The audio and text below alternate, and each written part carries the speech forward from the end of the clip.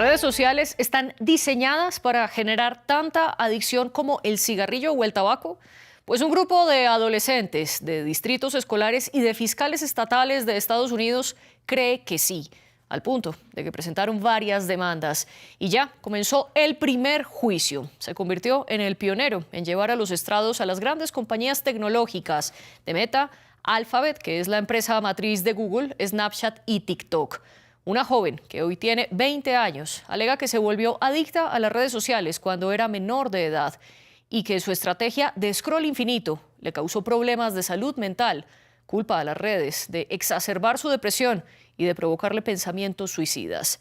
Snapchat y TikTok lograron un acuerdo monetario con la joven por un monto secreto, por lo que el juicio continúa únicamente en contra de Instagram y de YouTube.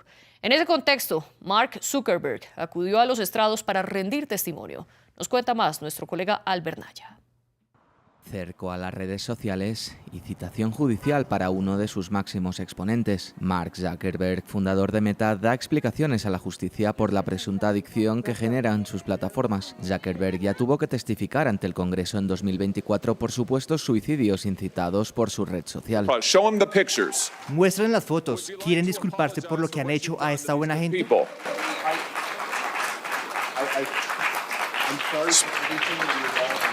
Lo lamento mucho. Nadie debería pasar por lo que han pasado las familias. Por eso invertimos tanto y seguiremos trabajando para asegurarnos de que nadie tenga que pasar por lo que sus familias han tenido que sufrir. Un mea culpa con la boca pequeña que no cambió aparentemente su modus operandi. El juicio, que comenzó la semana pasada, lleva ante el juez por primera vez a gigantes como Meta o Google Alphabet. Progenitores de menores de edad que se suicidaron se agolparon a las puertas de los juzgados cuando comenzaron las vistas orales. Es el primer juicio de este tipo. Si conseguimos demostrar que las empresas de redes sociales son responsables de sus productos defectuosos y sus algoritmos adictivos, entonces podremos obligarlas a cambiar. No están dispuestas a cambiar por voluntad propia, así que hay que obligarlas. Tienen que arreglar sus productos. Mi hijo Christopher fue asesinado por depredadores a través de las redes sociales. Lo atacaron y le dieron 50 días para completar una serie de retos, o de lo contrario matarían a su familia. Y por desgracia, el último reto pudo con él. Así que ahora estamos aquí para que al menos se haga justicia para otros padres. Investigaciones periodísticas indicaron que Meta es consciente de los posibles daños que estarían causando entre los más jóvenes. Por ello, Zuckerberg, en calidad de testigo, debe explicar hasta qué punto su empresa sigue actuando a sabiendas que su organización está perjudicando la salud mental de los usuarios. Las grandes tecnológicas están diseñando las redes sociales para causar adicción. ¿Qué tan peligrosas pueden ser para los menores de edad? Es lo que discutimos en el debate de hoy en France 24. Yo soy María Clara Calle y le doy la bienvenida a nuestros dos invitados del día. Ellos son Laura Coronado, abogada y experta en regulación y cultura digital. Además, ella trabajó con Meta para un programa que se llama Soy Digital, que consiste en alfabetizar digitalmente, y acompañó la presentación de cuentas de Instagram para adolescentes. Se conecta desde Ciudad de México. Y en Buenos Aires está Facundo Bianco, cofundador de Bienestar Digital, una consultora que diseña proyectos para construir vínculos más saludables con las tecnologías digitales. Además, él colaboró en el libro Cuidar las infancias en la era digital. Bienvenidos ustedes dos a este espacio. Bienvenidas también todas las personas que nos están viendo y nos están escuchando, y a quienes nos siguen a través de las redes sociales, donde estamos como @France24_ES. Mi cuenta personal es @MariaClaguirre. Y los invito a que consulten los episodios anteriores de El Debate de France 24 en español, buscando así de esa manera en Apple Podcasts, Spotify, Deezer y TuneIn. Laura Coronado, comienzo con usted. Y si bien esta pregunta todavía no es fácil responderla a profundidad, pues es justamente lo que se está discutiendo en los estrados en Estados Unidos, ¿usted considera que las redes sociales están diseñadas para ser adictivas? No, la verdad es que lo que yo creo, muchas veces nosotros no entendemos, las redes sociales ocupan los espacios que nosotros como sociedad dándoles. O sea, sí es un problema real el que tenemos niños, niñas, adolescentes y adultos en el tiempo que pasamos frente a los dispositivos, pero también es cierto que lo que tenemos que buscar es la alfabetización, mucho que trabajar, pero redes sociales son un arrejo, lo que nos están mostrando son todas las ventajas que tener de tecnología, de comunicación. No podríamos pensar en una Malala o en un santo incluso que tuvimos el año pasado como Carlo Acutis, si los jóvenes no participaran y se amaran y se enteraran y pudieran visibilizar muchas de sus luchas de lo que son las redes sociales. El problema es que muchas veces nosotros creemos que en lugar de ser una herramienta son un sustituto, son la llamada niñera digital y entonces pues claro que por la vorágine de querer trabajar, estudiar y hacer muchas cosas a la vez, a veces nosotros como padres de crianza somos en darles el dispositivo a la menor provocación, en donde no estamos conscientes de si la red social a la que estamos accediendo pues puede tener contenidos que pueden ser nocivos para la edad o para incluso las aficiones o el sentimiento, las. También le doy la bienvenida a Facundo Bianco. Facundo, una pregunta. ¿Usted considera que las redes sociales están diseñadas para ser adictivas? Laura Coronado parte del hecho de que no están para ello, que son una ventaja y que no se puede confundir una herramienta con un sustituto en la crianza de un menor de edad. ¿Qué respondería usted? Bueno, ¿qué tal? Buenas tardes o buen día. En principio diría que lo más interesante de toda esta cuestión es que por fin está empezando a discutirse este tipo de situaciones que aparecen con la irrupción de una tecnología tan espectacular, en todas las acepciones de la palabra, como la tecnología digital, como los dispositivos móviles y las redes sociales. Si están diseñadas o no con ese objetivo, creo que estarán mucho más cerca de dar esa respuesta a quienes están llevando adelante este juicio o probablemente otras instancias que haya en el futuro. Lo cierto es que hace poco tiempo que están entre nosotras y nosotros, pero los efectos que comenzamos a acumular ya como evidencia científica y como experiencia también de usuarios, de usuarias, aparecen efectos de todo tipo, aparecen efectos muy, muy importantes o promisorios, por supuesto, como traen muchas tecnologías, pero también aparecen otros efectos, como estamos viendo en niños, niñas y adolescentes, que tienen que ver con su desarrollo, que tiene que ver con su autoestima, que tiene que ver con la capacidad de concentración, la capacidad de jugar y demás, y que también vemos las personas adultas en nuestra propia experiencia. Y Laura, quiero preguntarle algo y es, ya lo veíamos en el informe, no es la primera vez que Mark Zuckerberg o algún director ejecutivo de una gran compañía tecnológica acude ante los estrados estadounidenses, pero explíquenos cuál es la particularidad de este juicio que comienza y que tiene raíz en una demanda que se entabló desde el 2023.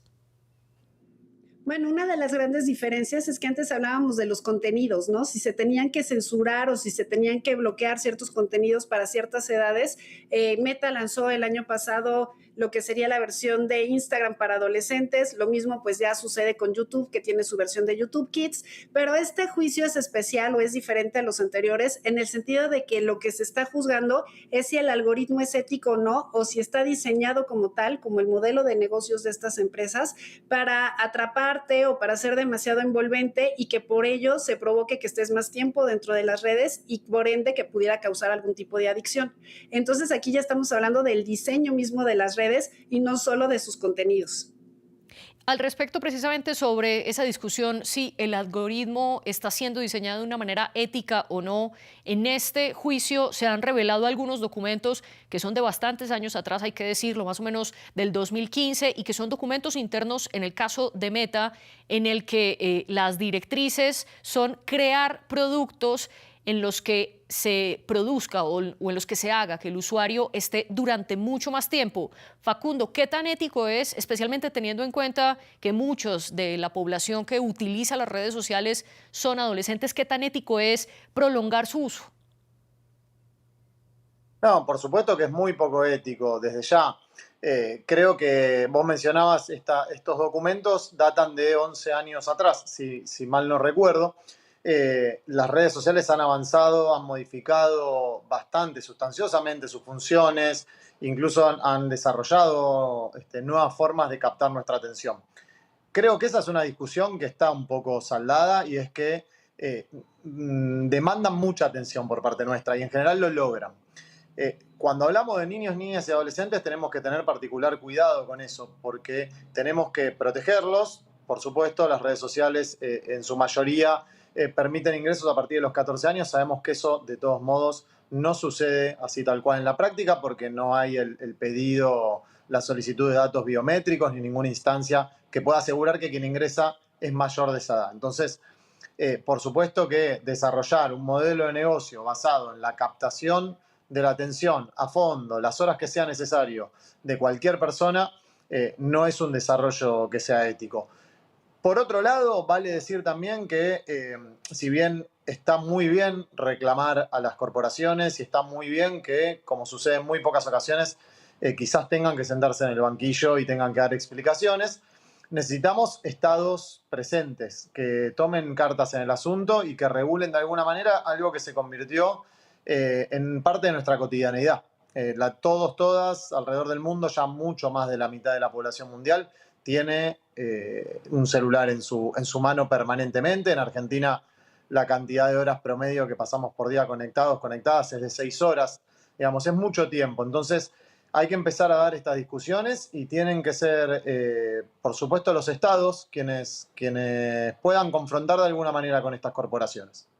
¿Son los estados, Laura, o son las mismas compañías las que deben autorregularse? Y se lo pregunto precisamente para hacer hincapié en esa diferencia de qué pasaba dentro de las compañías en 2015 a lo que ocurre 10 años después. Porque, por ejemplo, en el caso de Meta, usted ha participado en un conjunto de medidas para precisamente limitar el contenido que pueden ver menores de edad, adolescentes, en Instagram. ¿Qué tanto se ha avanzado en esta materia? Bueno, primero yo creo que tenemos que ubicar que las redes sociales no están diseñadas para niñas y niños. La edad mínima, como decía Facundo, generalmente es de 13, 14 años, es decir, cuando comienza la adolescencia. Y no quiere decir que eso te force a ser parte de estas redes sociales.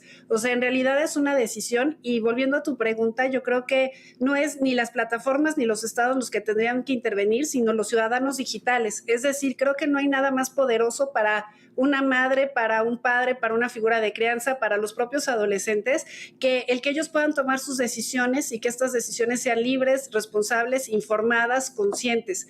Entonces creo que en realidad no tendríamos que actuar como si necesitáramos un estado paternalista que nos diga qué podemos ver y qué no podemos ver, ni necesitamos a las plataformas que nos digan, obviamente a través del mercado y de su negocio, porque no son almas de la caridad, son en realidad no organismos no gubernamentales, sino empresas, es decir, que buscan el ánimo de lucro desde su ADN, en los que nos determinen qué es lo que podemos o no hacer dentro de nuestra vida digital. Entonces creo que ahí es en donde nosotros tendríamos que, como ciudadanos y por propio mercado, establecer cuáles son las medidas que necesitamos y cuáles son las restricciones. Pero creo que el querer esta heterorregulación en donde ellos nos digan qué ver y qué oír, en lugar de dar una sociedad mucho más democrática, que es lo que ha sido la ventaja de Internet en los últimos años, sería pues ponernos, por así decirlo, una camisa de fuerza. Creo que una de las grandes metas del Internet, y por eso se le considera un derecho fundamental, es que sea libre, gratuito, abierto, universal. Y creo que esa es una batalla que ganamos durante muchos años y que el que seamos la primera generación educando a nativos digitales no quiere decir que no podamos y que dejemos esa responsabilidad a terceros, ya sea el Estado o a las plataformas. Ustedes coinciden en que la edad mínima de uso de las redes sociales es 14 años. Sin embargo, ¿qué hacen las redes sociales para verdaderamente lograr controlar que solo los mayores de 14 años puedan acceder? Porque normalmente es tan simple como un mensaje diciendo tienes más de 14 años, la persona da clic en sí y ya está, tiene acceso completo a las redes sociales. Y en este caso de la joven demandante estadounidense cuyo nombre no se conoce, solo se conocen sus siglas, KGM, ella dice que tuvo una cuenta de YouTube a los 8 años, una cuenta de TikTok a los 10 años, una cuenta de Snapchat a los 11 y una cuenta de Instagram a los 9 años. Y lo que ella y su abogado están planteando es que las redes sociales son igual de adictivas que los cigarrillos o que un casino digital y que eso hizo un daño en su salud mental al punto de provocarle ansiedad, depresión e ideas suicidas. Facundo, ¿cómo se regula entonces que realmente el acceso sea limitado? Bueno, por eso yo mencionaba también la importancia de que los estados tomen cartas en el asunto. ¿Por qué? Porque si nosotros dejáramos en manos de las corporaciones que sean ellas quienes validen el ingreso o no de mayores y de menores, estaríamos brindándoles, no es que no lo tengan, esto también hay que decirlo, pero digo, estaríamos brindándole la potestad de contar con todos nuestros datos biométricos, que es la mejor forma de saber quién accede a esa red social o a cualquier sitio, a cualquier plataforma, como mencionabas vos también, plataformas de apuestas, pueden ser plataformas, sitios pornográficos, etc. ¿Queremos que las corporaciones cuenten con todos esos datos biométricos? Bueno, ese es un debate que creo que hay que dar, y ahí es donde entra el rol del Estado, y creo que como regulador de esto ya en varios países se está dando esta discusión de cuál es la mejor edad o la edad que vamos considerando en esto, como decía en el inicio, que lleva en términos históricos poco tiempo entre nosotros, pero que de a poco vamos acumulando experiencia, vamos acumulando evidencia.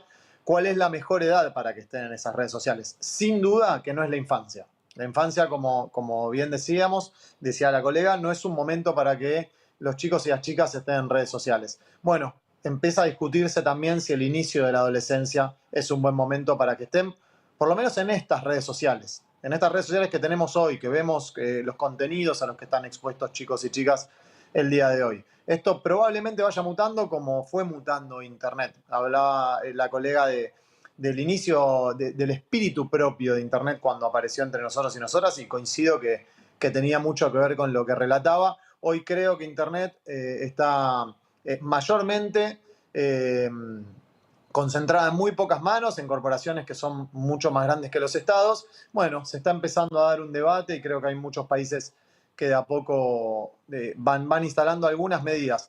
No sabemos si son las mejores, no sabemos si serán efectivas. Lo que celebro es que se estén tomando medidas.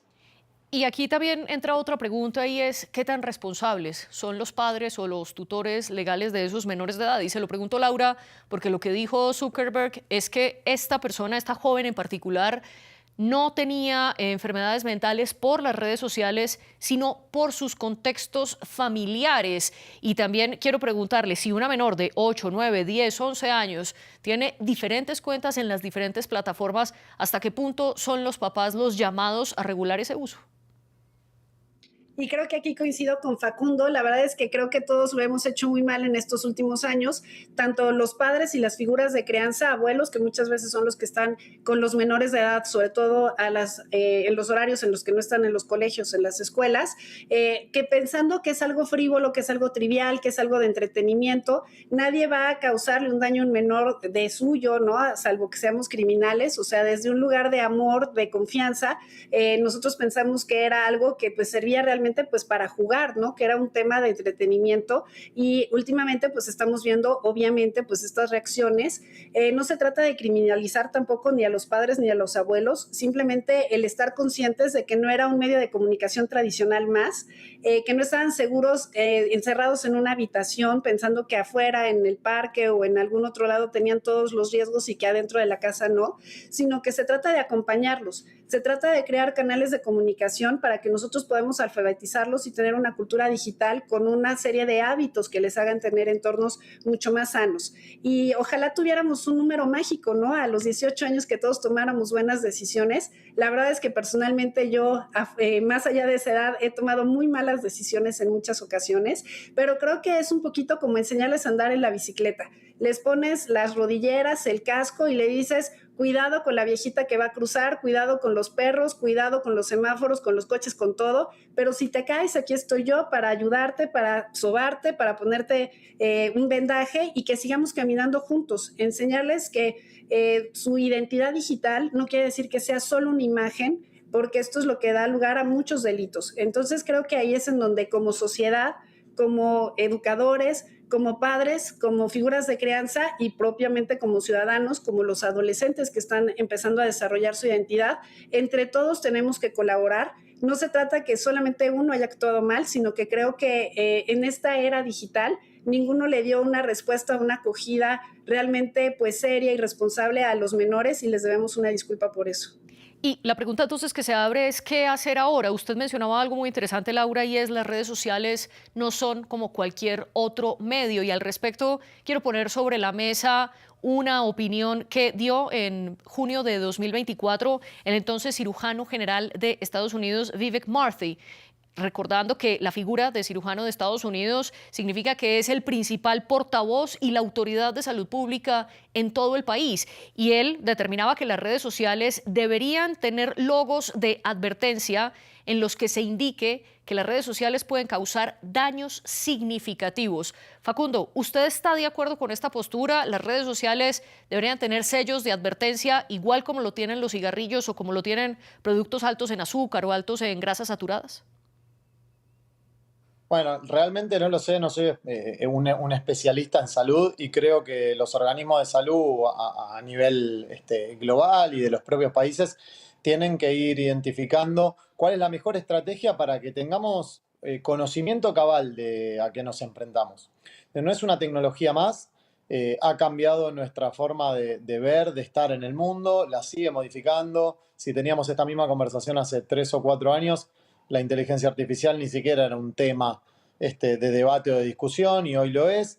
Esto sigue modificando, sigue avanzando y nos sigue transformando en tanto ciudadanos y ciudadanas, transformando nuestros hábitos, nuestros vínculos, nuestros consumos y demás.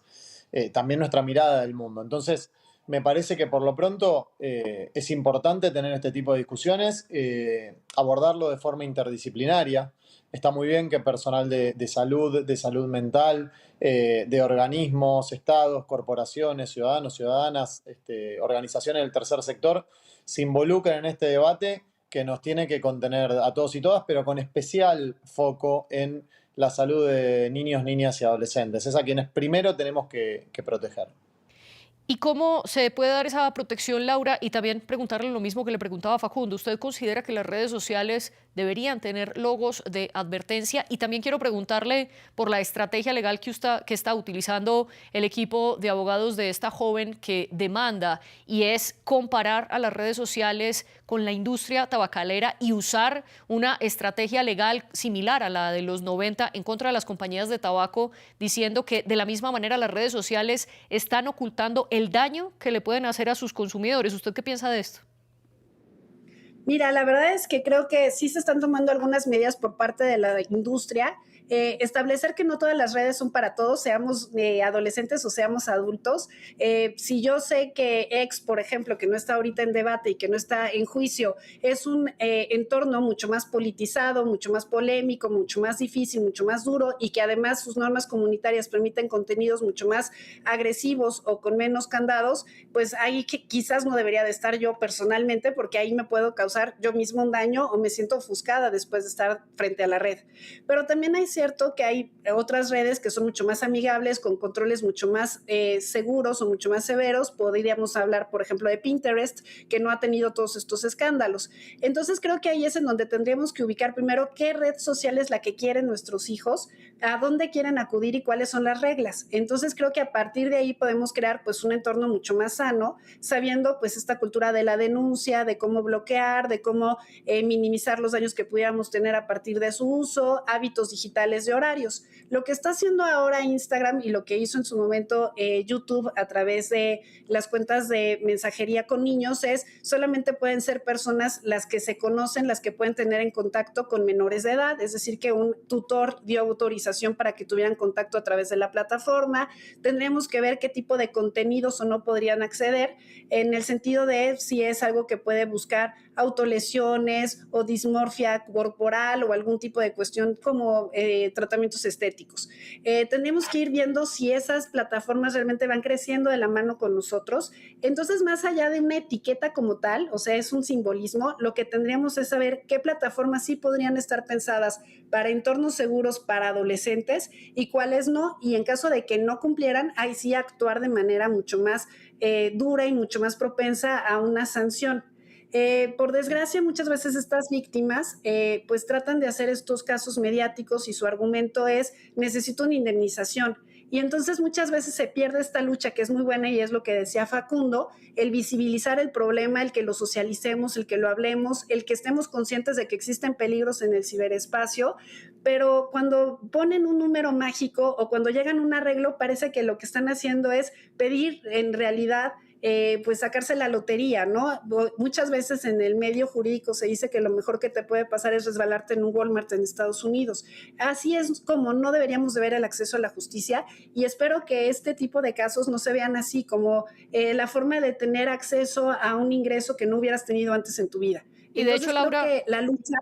Disculpe, la interrumpo. De hecho, eso fue justo lo que pasó con Snap, la compañía matriz de Snapchat y TikTok, que llegaron a una indemnización con esta joven de un monto desconocido. Permítame, la interrumpo para seguir con Facundo. Facundo, ¿usted cree que hay lugar a esa comparación entre la adicción que provocan los cigarrillos, el tabaco, y la adicción que provocan las redes sociales?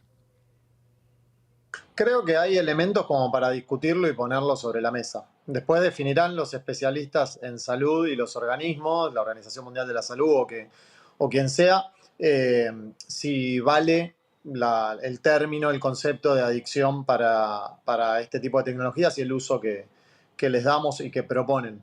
Lo cierto es que hay elementos. Digo, a todos nos pasa como usuarios o usuarias que pasamos mucho más tiempo del que quisiéramos. Trabajo especialmente en escuelas con niños, niñas y adolescentes, con docentes y también con la comunidad de familias de cada escuela. Y cuando planteo este tipo de preguntas, les pregunto quién quisiera usar menos su celular, o si sienten a veces que terminan exhaustos, o si recuerdan qué es lo que hicieron en el celular. Bueno, aparecen este tipo de respuestas de que efectivamente quisieran usarlo menos, de que les cuesta mucho usarlo menos, y de que no tienen una experiencia significativa navegando por este tipo de plataformas, sobre todo las plataformas diseñadas bajo lógica algorítmica, que son las que están convocando permanentemente nuestra atención. Su modelo de negocio necesita que estemos ahí. Sí. Cuanto más tiempo pasamos, más datos nos extraen. Cuanto más datos nos extraen, más contenidos, propaganda y publicidad hipersegmentada pueden ofrecernos. Eso creo que ya quedó suficientemente claro con la evidencia que fuimos acumulando con estos años de tecnología digital entre nosotros y nosotras. Bueno, ahora hay que empezar a pensar, y creo que un poco la humanidad está yendo en esa línea, hay que empezar a pensar qué hacemos entonces con ese diagnóstico, saltar el diagnóstico y pasar a la acción, porque ya traemos generaciones de chicos y chicas que estuvieron expuestos, sobreexpuestos diría, desde edades muy tempranas, y que tienen claramente un montón traen consigo un montón de efectos. De hecho, si no me equivoco, usted está en un salón de clases. Ya vamos a ir precisamente para eso, y para agregar a lo que estábamos conversando, existe la nomofobia, que es el miedo a estar sin los móviles o a un uso compulsivo de estos medios tecnológicos. Facundo, en menos de un minuto, ¿cuál sería la recomendación que usted le da a las personas, a los educadores que están en contacto con menores de 14 años? ¿Qué hacer para limitar o no, o regular el uso de redes sociales? En un minuto. En un minuto, vamos a intentarlo. Problematizarlo, que los chicos y las chicas conozcan, por supuesto a la edad que corresponda, el modelo de negocio de las plataformas que usan. No lo saben. En general sienten que es un problema de ellos, de ellas, que no pueden largar el celular, y en realidad lo que hay detrás es toda una maquinaria que convoca de manera muy eficiente a que eso suceda. Y en segundo lugar, no menos importante, aliarse con las familias también de sus estudiantes. Se necesita un trabajo mancomunado entre escuelas, estados, familias, para enfrentar este tipo de seducción permanente que traen las plataformas consigo. Si no es entre todos y todas, y si no entendemos que esta es una problemática colectiva que requiere respuestas colectivas, no vamos a llegar a buenos puertos. Y Laura, también en un minuto, ¿cuál sería su recomendación para los padres de familia? Bueno, pues en la duración de un TikTok, ¿no? Porque ya permeó hasta nosotros este tema, es justo hábitos digitales, reglas muy claras para que no estemos gritando detrás de ellos. Si yo voy a competir en la pantalla en mi casa, voy a perder la batalla. Entonces, es sacarlos, es pasear, caminar, salir al parque, tener actividades al aire libre, no permitir los dispositivos que no sean familiares en las habitaciones, tienen que ser en áreas en común. Tenemos que tener hábitos en el tema del sueño, que además es crucial en estas edades. Entonces, después de determinada hora, 8 o 9 de la noche, no se puede tocar el dispositivo. No se hace en horarios familiares. La estadística te dice que el horario de más tráfico en redes sociales es entre 6 de la mañana y 10 de la noche. Entonces, estamos hablando de horarios que son hábiles y en donde tendríamos que estar nosotros teniendo comunicación con nuestros hijos. Entonces, creo que ahí es una herramienta, no utilizarlo cuando estamos aburridos, no es un sustituto.